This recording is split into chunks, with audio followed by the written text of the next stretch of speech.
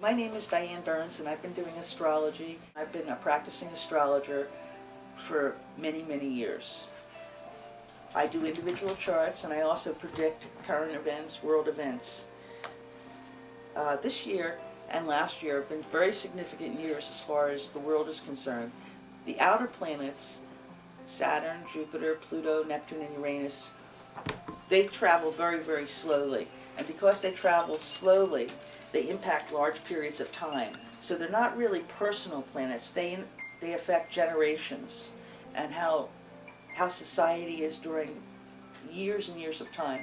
For example, when my parents were young, Pluto was in Cancer. And Pluto is a planet that represents very powerful energy, transformation, control, the unconscious, birth and death. And when Pluto is in, so you take the energy of the planet and you combine it with the sign it's in. So now Pluto is in Capricorn, which is the opposite sign of Cancer. And Capricorn rules the government. So where Pluto had a very strong impact, and there was a great emphasis on the family, particularly for our parents, which would be the baby boomers when they were growing up. Now Pluto is in Capricorn, which has a very big impact on government and the role of government.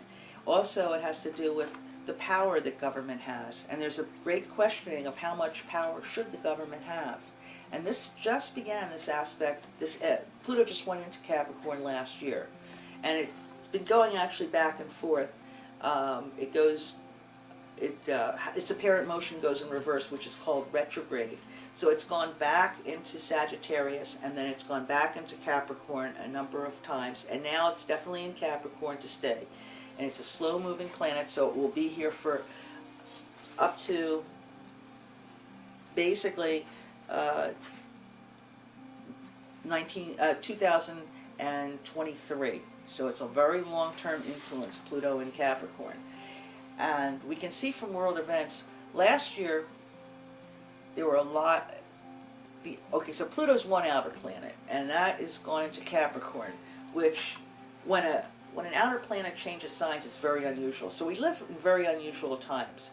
Another outer planet, Uranus, that, unlike Pluto, which is more transformational and more power and concentrated power, unconscious power, it also, Pluto has to do with nuclear power. So there's a birth and death connotation to Pluto.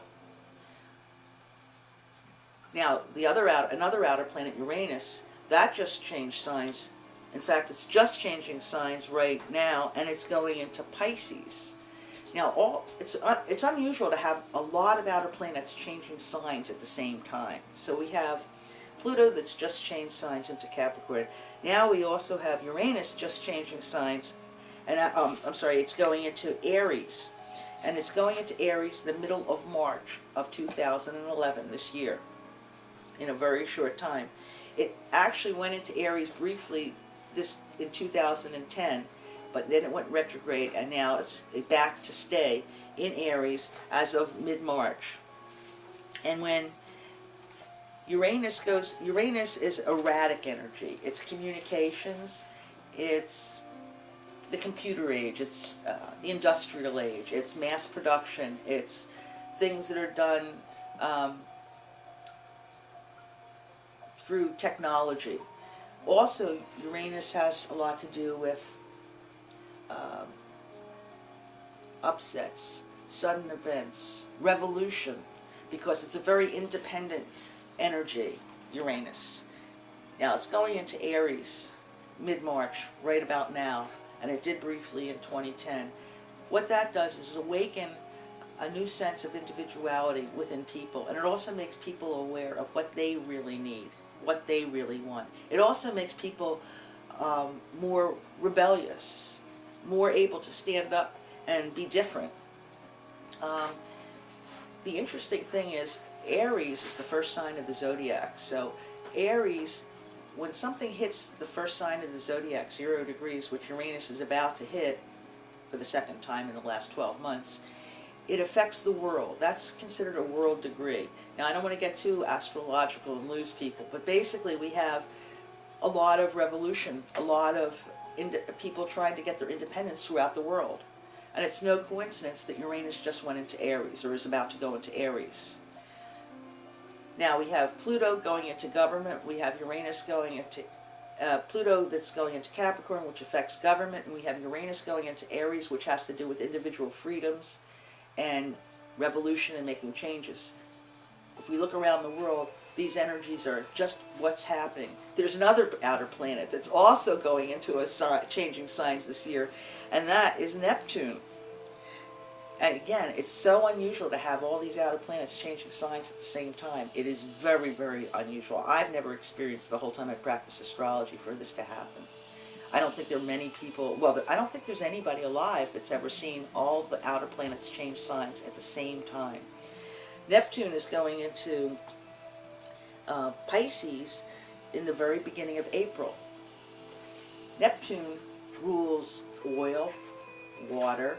It rules spirituality and religion. It also rules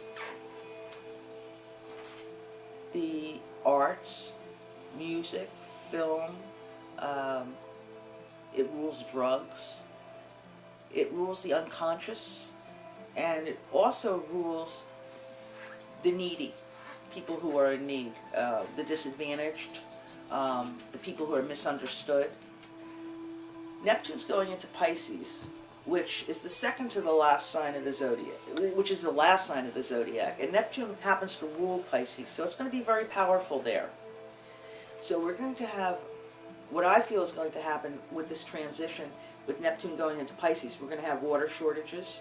We're going to have really big issues with energy, oil particularly, because oil is ruled by Neptune. The arts are going to become very, they already are a big part of our lives. I think that's going to continue to be. And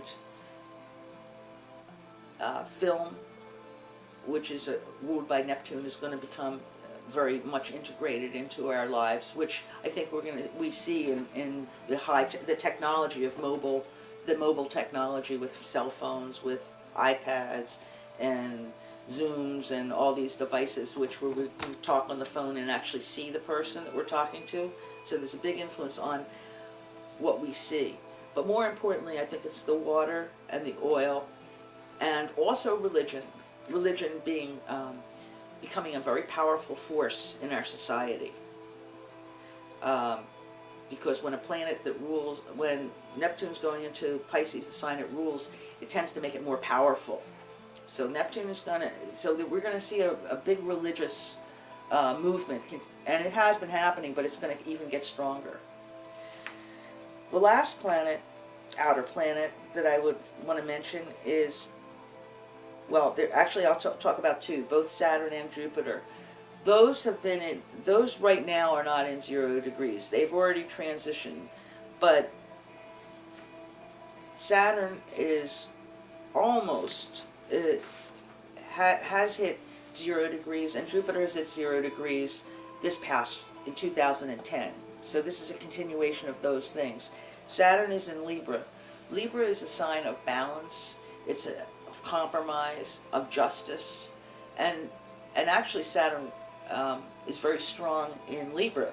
It's actually because Saturn is a teacher, and when it goes into Libra, it's supposed to teach us about how to compromise, how to communicate.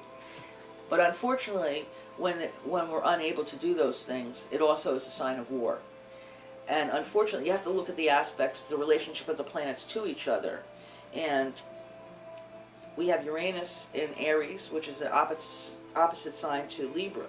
So we have the independence of Uranus in Aries, the revolution, and we have the discipline, the restriction, the holding down, the traditional, which is Saturn, in the sign of Libra, relationships. And they're opposite signs, so there's a conflict between the two. So we have the desire to go forward, but we also have a very strong pull back.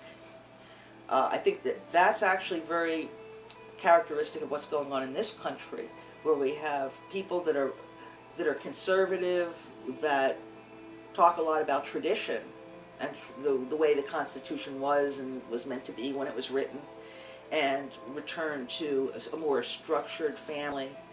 And then we have, on the other hand, opposed to that, we have this desire to be independent, to be ourselves, to be more creative, to not have to feel like we're limited by the past or held back by the past. And those two factions are really two factions we see in society right now. One being to try to experiment with new ways of doing things, and the other is to go back to do things the way they used to be.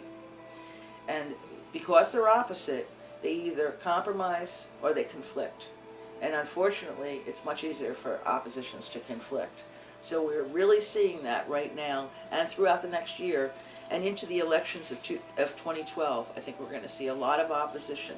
In addition to that, we're still going through a period where people are wanting change. So, and that desire is extremely strong right now.